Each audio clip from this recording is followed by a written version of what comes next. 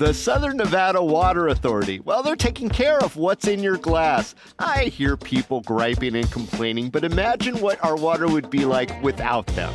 It is sourced from the Rocky Mountains, your mineral-rich tap water. Well, it's tested more than 300,000 times a year, which meets or surpasses the highest quality standards. It even meets, wait for it, more stringent requirements than bottled water. So cheers to that, Southern Nevada.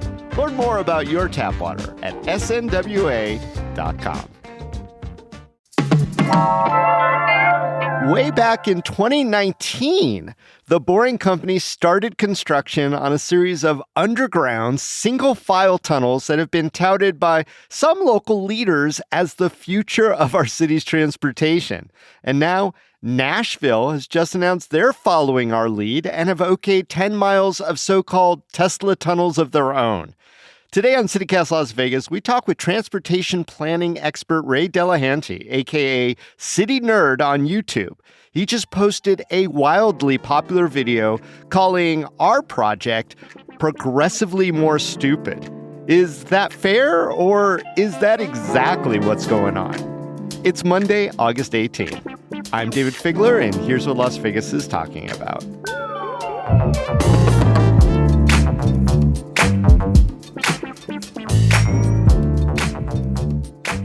Hey, before we get to today's conversation with Ray, I have a favor to ask of you. You know, CityCast is doing our annual listener survey, and it would really, really help us out if you took it. And even if you took it last year, we'd be grateful if you did it again because we need that fresh data. So please go to citycast.fm/survey to take that survey, which is only about 7 minutes long. If you go slow, we timed it. That's citycast.fm/survey. And when you take the survey, you'll also be eligible to win a $250 Visa gift card and some really cool CityCast Las Vegas swag. citycast.fm/survey. All right, Ray, I can't believe we're still talking about this, but the recent video you took using the Tesla tunnels in Vegas, the Vegas Loop, points out most of the flaws and failed promises of the system, and it's inching towards 1 million views already. So it's not your first video on the subject. Why do you think this one is resonating so much? Yeah, I'm not sure. I mean, I guess I have a bigger audience than I did when I made the first video 3 years ago, but also, I mean, a lot's happened in the last 3 years. I think there's probably a lot more interest in critiques of anything involving Elon Musk at this point. And then the other thing I think is, and I've discussed this with a few other YouTubers I talked to, they said one of the hottest themes on YouTube broadly right now is the Vegas is dying theme. Like, what is happening in Vegas? Is tourism drying up? What's going wrong? And I don't know if my video really plays into that, but it might. You know, the thumbnail of it that shows up in many of my algorithms, so we know where my interest lies, has a secondary title on the piece, which is the Boring Company punking us?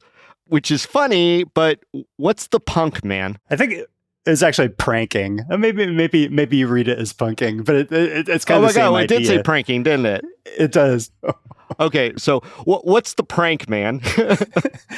There have been some theories about why Elon Musk has floated all of the stuff regarding Hyperloop, why he formed the Boring Company. And there's a sense that it was never intended that these would be actually successful enterprises on their own merits. There's a theory that those are actually all vaporware, not intended to actually come to fruition, but just to prevent local agencies from building transit that would actually solve problems.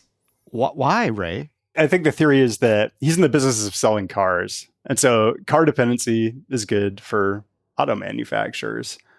So if there aren't alternatives to driving, then it keeps the demand high for motor vehicles. I'm not necessarily a subscriber to that. No, it's I understand a little bit that. of a conspiracy theory to me, but that idea is out there in the zeitgeist. Yeah, no, that is dank. And well, let's get to what we do know. Part of your video highlights what was promised and what was delivered, and you make the astute observation that in most industries you're supposed to under-promise and over-deliver, and it seems like this particular project, the Vegas Loop, does the opposite. It over-promised and under-delivered. So what was promised and what was delivered?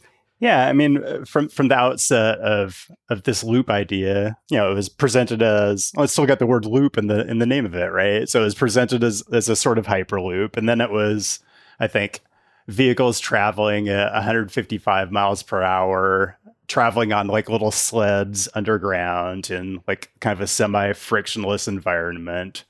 And then it was presented as something that could be complete in time for the Super Bowl that occurred in February of 2024. And it was presented as something that had high capacity and high frequency. And, what I experienced when I went down to Las Vegas a couple of weeks ago, it was just none of those things. The network hasn't developed at the schedule that was promised. It doesn't operate the way it was promised in terms of frequency or speed. And yeah, I mean, that's the sense I get. Like if you're in consulting, you try to deliver more than the expectation you set, because that helps you get the next job. And doing the opposite, which is, promising the moon and then delivering something substantially less, tends to a chunk of cheese, really. Yeah, it tends to not get you the next project. Well, it sounds like they got the next project in Nashville, so that's like a whole other story. It's very much the opposite of any kind of standard operation in the transportation business, and kind of the reverse way that they approach planning and design, which is they want to move fast and break things instead of doing years of studies to find out like the right alignment and the right service frequencies and the right network, and just go build it instead. And if they break things, then that's fine. Just give them some fines and move on. I got to ask you, Ray, there's all this reporting out there. There's videos like yours. There's pieces like the in-depth investigation Daniel Rothberg did with CityCast for ProPublica, other national reporting about the dangers, the overpromising, the number fudging that the Vegas Loop seems to do. So why do you think few, if any, Las Vegas or Clark County elected officials have changed their mind about greenlighting dozens and dozens more miles of this project?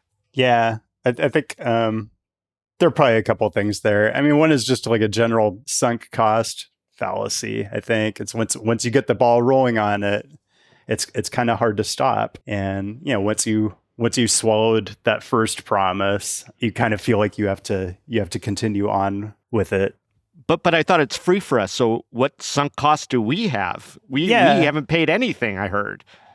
Yeah, it's a little bit the razor or the printer business model, where they give you the razor or the printer for free, and then the printer cartridges or the razor blades cost a whole ton. And like my understanding is that the Boring Company, or I don't even know if it's technically the Boring Company, but somebody is getting paid a decent chunk of money to run a service in the tunnels. So it's kind of like, we'll build the tunnels for you for quote unquote free. Although I think donating underground land at minimum, but then also some of the surface and staging areas that the Boring Company is using in the Las Vegas area. And I heard that there are agreements for them to use in the Nashville area. Those things aren't free. Just because you aren't paying literal money for them doesn't mean they're free. You're still paying for them, but you're paying for them in public assets. You're kind of giving away things that are owned by the public and that could be used for, I don't know, for public transit, transportation projects that are going to be more beneficial to the general public. I will say this, just to push back a little bit, a lot of public officials, when we put them on the record, told us, look, even if it's not all it's hyped up to be, any relief of traffic is welcome. So isn't in some form this a relief on traffic? Yeah. Judging by, and maybe it would relieve traffic on the couple of days of the year when there's a big event going on at the convention center. But yeah, it's not drawing a whole lot of passengers from what I've seen. And we're at the point, we're like 3 years on from the last time I made a video, and from what they've been promising, building 15 to 20 stations a year. It should have been done by now. And we should be seeing whatever traffic benefits they're proposing. I would say that, something that has probably had a greater traffic benefit to Las Vegas and several other US cities is the fact that, we have a presidential administration that's scaring international visitors away. So it's kind of reducing traffic already.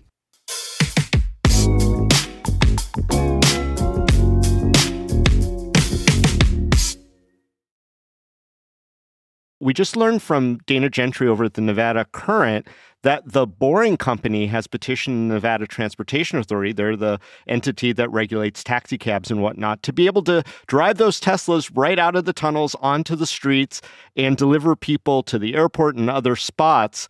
What do you think about that proposal?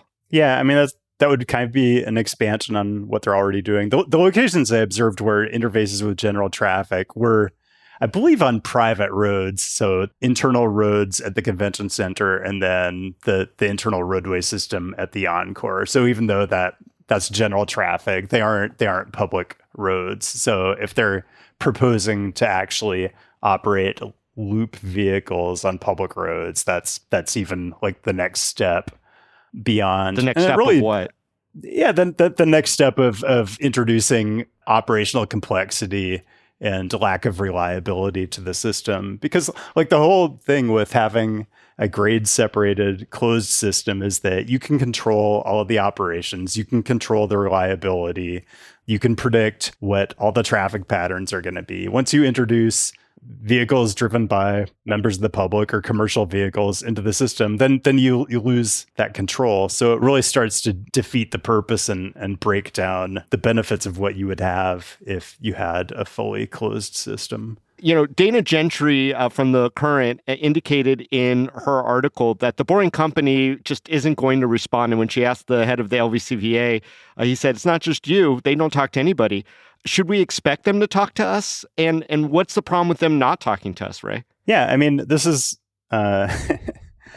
this is what it's like dealing with a fully privatized effort that proposes to deliver a public transit project. I'm hearing the same questions from Nashville right now. Why are they talking to some people and not to others? And the Boring Company kind of has that prerogative because they're not taking any public money, right?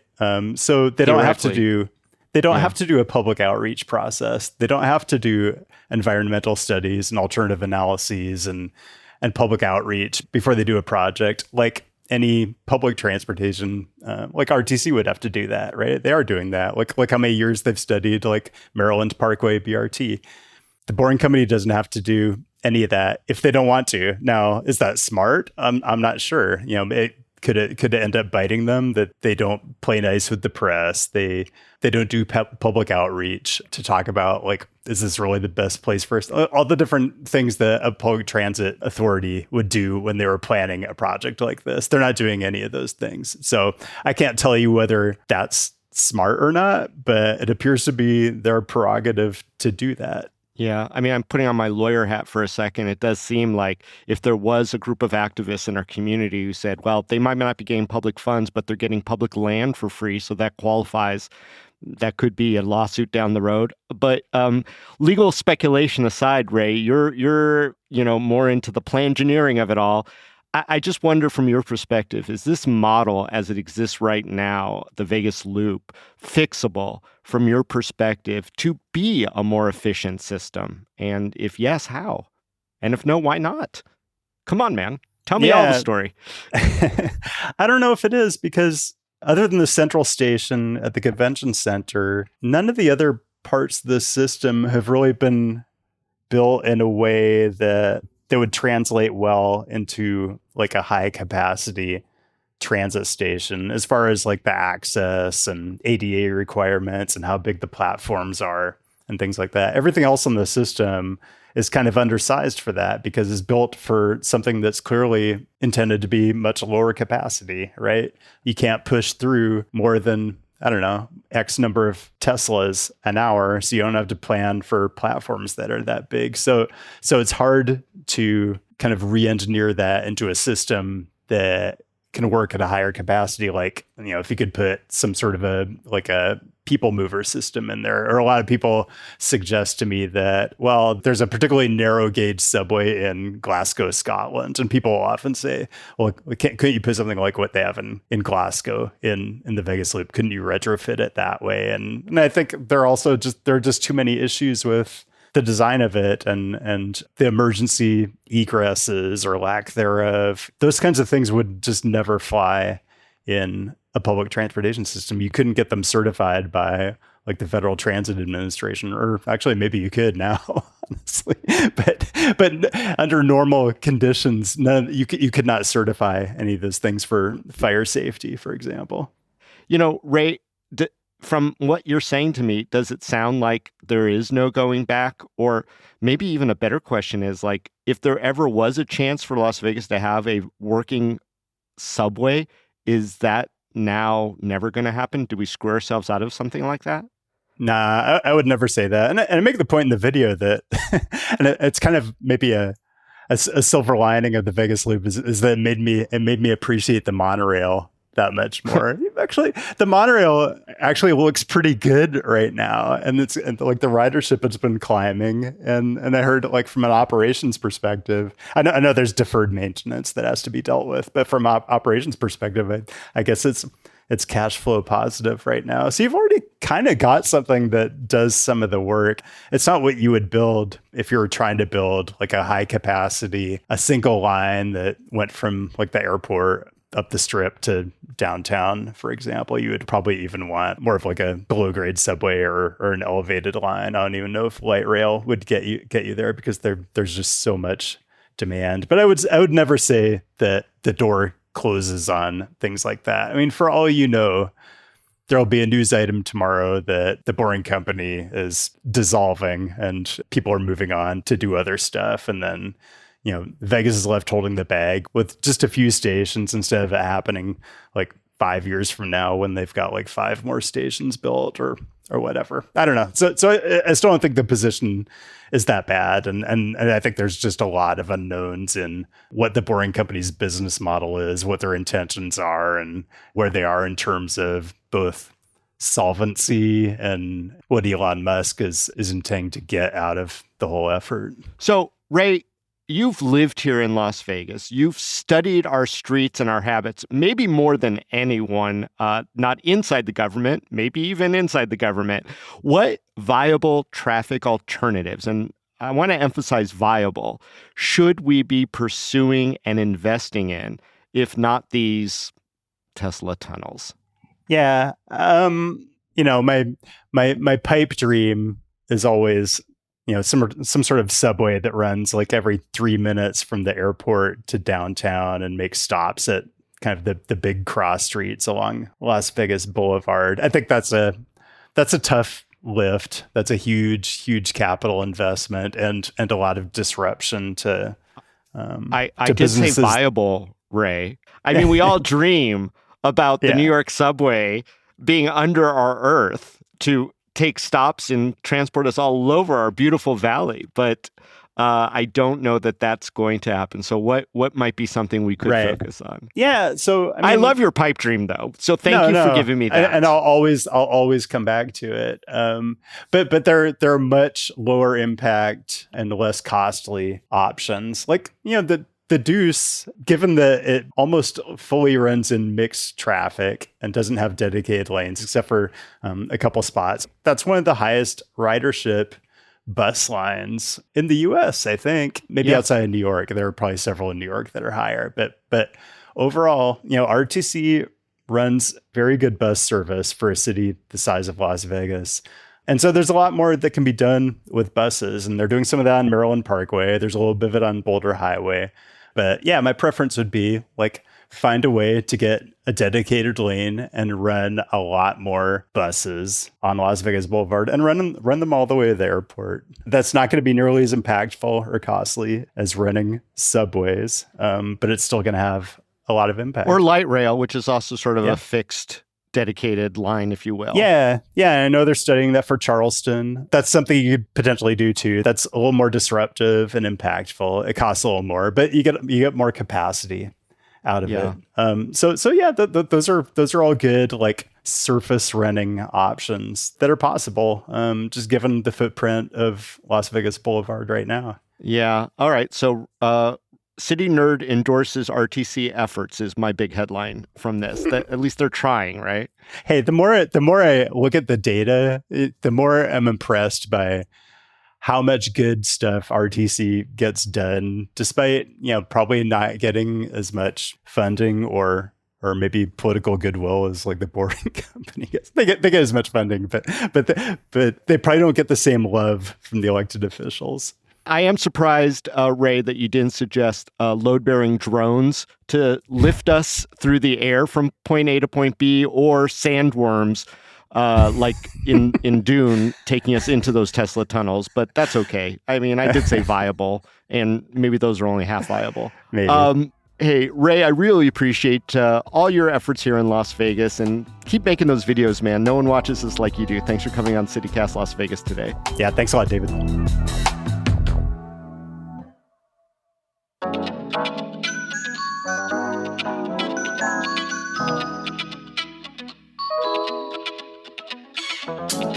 And that's all for today here on CityCast Las Vegas. If you enjoyed the show, go tell a friend. You could also rate our show, leave us a review, and subscribe to our morning newsletter. We'll be back tomorrow morning with more news from around the city. Till then, stay lucky.